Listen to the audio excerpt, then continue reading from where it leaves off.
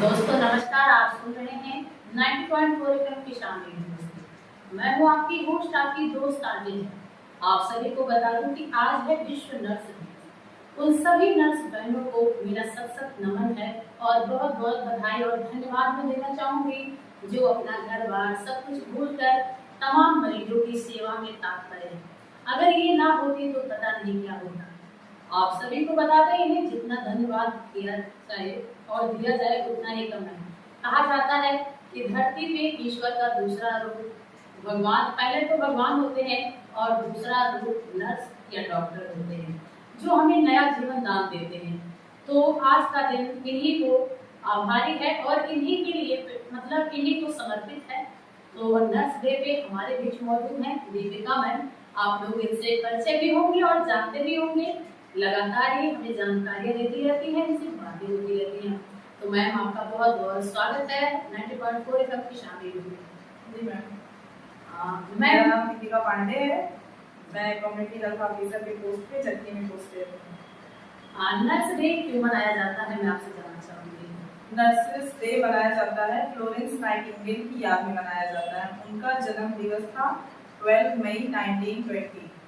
12 मई 1920 में उनका जन्म दिवस था। उन्हीं से स्टार्टिंग हुई थी नर्सेस डे का। मतलब नर्स होती क्या है और केयर करना, वो मतलब बिना किसी ट्रेनिंग के, बिना किसी उसके वो केयर करती थी लोगों को। फिर धीरे धीरे करके मतलब कई कॉलेज बने, ट्रेनिंग दी गई लोगों को। फिर नर्सेस डे को उन्हीं की याद के रूप में मनाया जाता है हर साल। मैं कहना चाहूंगी कि नर्स और डॉक्टर के बीच में क्या तालमेल होता है।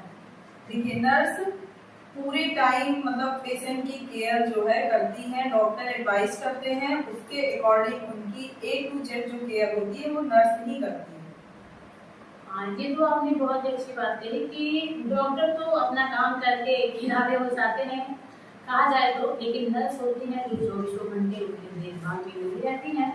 तो मैं आपसे ये भी जानना चाहूंगी कि मतलब जैसे आपका कोई ऐसा पेशेंट हो जो जिसके मतलब जिसको आपने मोटिवेट किया हो या जो आपके माध्यम से ठीक हुआ हो और बाद में आपको मतलब आपसे कहा हो कि मैम आपने मेरी बड़ी अच्छी देखभाल की। जी मैम, ड्यूटी जब लगती थी तो भी मतलब अब तो यहाँ पे हम जो है कम्युनिटी में है, तो यहाँ पे ग्रामीण लोग हैं जो आते हैं उनकी देखभाल के लिए। जैसे शुगर हुआ, बीपी हुआ, तो हम उनको एडवाइस करते हैं कैसे खान पान करना है, कैसे चीजें। बहुत से लोग हमारी सारी बातों को सुनते हैं और उसके हिसाब से अपना सारा रूटीन भी रखते हैं, मेडिसिन वगैरह भी टाइम देते हैं और टाइम टू टाइम आके अपना फॉलो अप भी कराते हैं बीपी और शुगर वगैरह का। अस्पताल में नर्स किस प्रकार स्वास्थ्य सेवाओं की निर्वहन करती है। देखिए, अस्पताल में नर्स रीढ़ की हड्डी इसलिए है क्योंकि वो फुल टाइम ऑन कॉल। आपको जब जरूरत हो 24 आवर, एक नर्स जाने के बाद दूसरी, दूसरे के बाद तीसरी, मतलब 24 आवर अवेलेबल रहेंगी। आपको एक ड्रिप लगानी है तो आपको नर्स की जरूरत है। आपको जरी सी छींक आ रही है तो भी आप नर्स को जाएंगे बुलाएंगे। मतलब थोड़ी सी भी डिस्कम्फर्ट आपको लगती है हॉस्पिटल में, कोई भी प्रॉब्लम हो तो आप जाके सिस्टर ये देख लीजिए, तो वो नर्स ही होती है कि मतलब अवेलेबल रहती है 24 आवर आपकी केयर के लिए। कोई भी प्रॉब्लम आपको अगर नहीं है। मैं आपसे जानना चाहूंगी कि इमरजेंसी या आईसीयू जैसी परिस्थितियों में नर्स की क्या भूमिका होती है और कितनी महत्वपूर्ण होती है। मैम देखिए, इमरजेंसी में तो 1 to 1 पेशेंट रहते हैं। एक पेशेंट को एक नर्स मिलती है जो उनकी पूरी केयर करती है। और इमरजेंसी में जैसे कभी मान लीजिए किसी को अटैक आ गया या कुछ भी हो गया तो CPR वगैरह भी उनको अच्छा आता है तो वो उसकी जान भी बचा सकती है। कभी डिलीवरी वगैरह में भी क्रिटिकल कंडीशन रहती है, कहीं बाहर भी अगर निकली है तो भी वो अपना वहां पे भी वो हेल्पिंग नेचर उनके अंदर है ही है। वो कहीं भी रहेंगी, चाहे वो हॉस्पिटल हो, कहीं बाहर भी अगर जा रही है तो भी। सुना होगा आपने, एक बार प्लेन में किसी महिला की डिलीवरी भी हो गई थी जी, तो वो अपना काम हर जगह बहुत अच्छे से करती है। होना भी चाहिए। आज के समय में नर्सों को सबसे बड़ी चुनौतियां किन क्षेत्रों में झेलनी पड़ती है। मैम सभी क्षेत्रों में झेलनी पड़ती है चुनौतियां, तो हर जगह होती है। अगर अच्छा हो गया जी, तो बहुत अच्छा है, जी, अगर थोड़ी सी कमी या गड़बड़ी किसी भी वजह से हुई तो उसके लिए हमें बुराई भी झेलनी पड़ती है कि इन्होंने ये ऐसे कर दिया तो गलत हो गया। जैसे वैक्सीनेशन का ही लीजिए, किसी को कोई प्रॉब्लम नहीं होती है, किसी को कोई प्रॉब्लम हो जाती है तो दोबारा लगवाना नहीं चाहता है। तो जिस चीज का पॉजिटिव भी है तो निगेटिव भी है सारी चीजों का। ये तो आपने बिल्कुल सही कहा। अगर कुछ अच्छा भी होता है तो कभी कभी बुरा भी हो जाता है।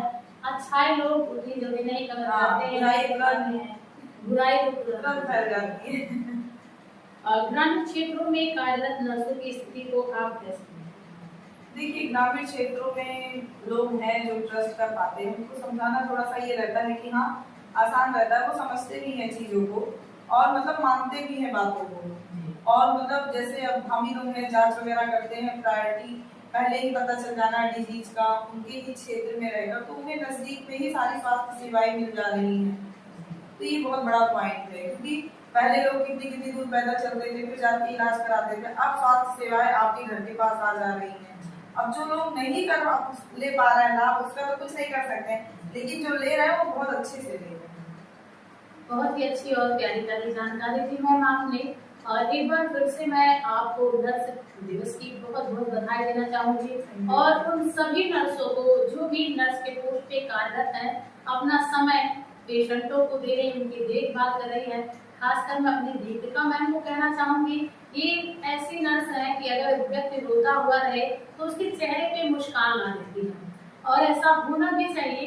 कोई भी डॉक्टर, कहा जाता है ना कि दवाओं से ज्यादा आपके व्यवहार मायने रखते हैं। अगर व्यवहार नर्स और मरीज के बीच अच्छा हो, डॉक्टर और पेशेंट के बीच व्यवहार अच्छा हो, तो आधी जो उसका आधा इलाज होता है वहीं पे हो जाता है। तो इसके बारे में आप क्या कहना चाहेंगे? हाँ, ये तो है, मतलब पेशेंट अपनी बातें बता करके वो संतुष्ट हो जाता है जी। जब वो हमें बताते हैं कि हाँ हाँ ये प्रॉब्लम है, ये है, तो जब हम उन्हें गाइड करते हैं या समझाते हैं तो उनकी आधी बीमारी तो ऐसे ही ठीक हो जाती है। हम जब उन्हें सुनते हैं तो उन्हें ये लगता है कि हाँ ये हमें सुन रहे हैं, तो ये हमारी प्रॉब्लम को सोल्यूशन जरूर निकालेंगे। हम जब हड़बड़ी में उनके साथ बिहेव करेंगे तो फिर उन्हें वो समझ में नहीं आता, क्योंकि पेशेंट जब आता है बहुत ट्रस्ट के साथ आपके पास आता है, उसको विश्वास दिलाना पड़ता है और उसके बाद जब आप उससे एक एक चीज पूछेंगे तो उसे ये लगता है, देखिए उसमें साइकोलॉजिकल सपोर्ट, उसका जो मानसिक होता है वो सपोर्ट मिलता है। उसके बाद उसका जो फिजिकल एक्टिविटी वगैरह रहती है, कैसे हम उसको मोटिवेट कर पाएंगे। मेडिसिन तो बाद में है कि बीमारी क्या है, इलाज क्या है, पहले हम क्या करते हैं उसकी पूरी हिस्ट्री लेते हैं, तो हमें इससे पता चल जाता है कि मतलब इस समय वो किस रोग से गुजर रहा है, मानसिक है या फिर बॉडी का है या फिर ऐसे ही उसको लग रहा है कि हाँ मेरे शरीर में ये बीमारी है। बहुत सारी चीजें हैं, तो हमें बात करके काफी चीजें पेशेंट को भी संतुष्टि होती है और हमें भी पता चल जाता है कि क्या प्रॉब्लम था। आपने अपना अमूल्य समय किसान रेडियो को दिया और चलते चलते आपको एक बार फिर से नर्स दिवस की बहुत बहुत बधाई। आप ऐसे ही अपने कामों को करते रहें, आगे बढ़ते रहें और तरक्की हासिल करते रहें। बहुत बहुत धन्यवाद ma'am. Thank you very much ma'am.